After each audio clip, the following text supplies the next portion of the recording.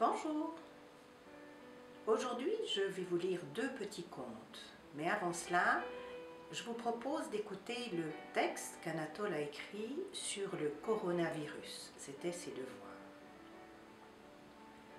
C'est un monstre qui terrorise. Il a des crocs, des pics de feu aux pieds et aux mains.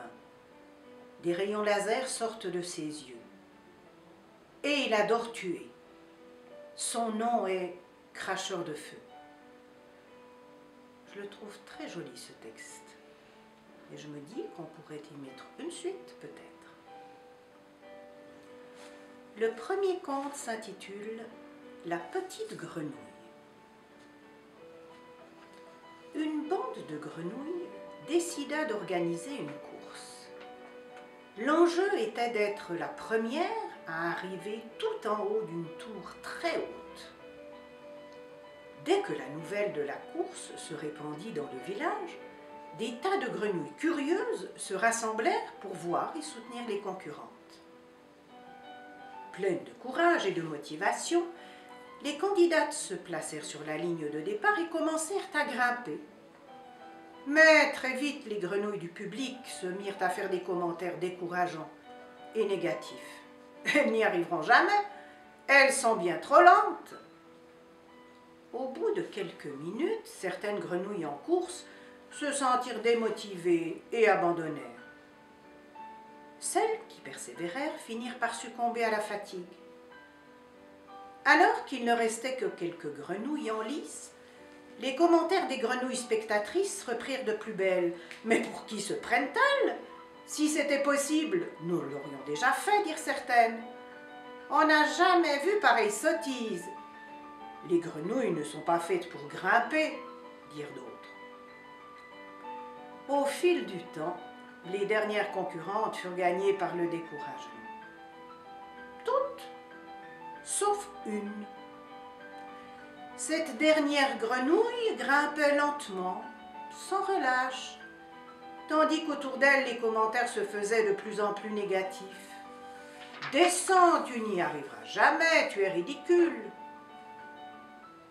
Pourtant, la petite grenouille continua à avancer, lentement mais sûrement, sans faiblir. Après un dernier effort, elle finit par gagner le sommet. Toutes les autres grenouilles se précipitèrent autour d'elle pour savoir comment elle avait fait, pour réaliser ce que personne au monde n'avait encore jamais fait. L'une d'entre elles s'approcha pour lui demander sa recette. C'est alors qu'elle découvrit que la petite championne était sourde. Et le deuxième conte s'intitule L'arbre à soucis. Un jour, j'ai retenu les services d'un menuisier pour m'aider à restaurer ma vieille grange.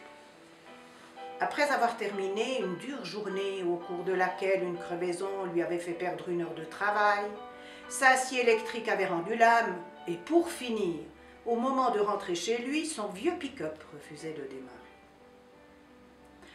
Je le reconduisis chez lui et il demeura froid et silencieux tout au long du trajet. Arrivé chez lui, il m'invita à rencontrer sa famille. Comme nous marchions le long de l'allée qui conduisait à la maison, il s'arrêta brièvement à un petit arbre, touchant le bout des branches de celui-ci de ses mains. Lorsqu'il ouvrit la porte pour entrer chez lui, une étonnante transformation se produisit. Son visage devint rayonnant. Il caressa ses 2 enfants et embrassa sa femme.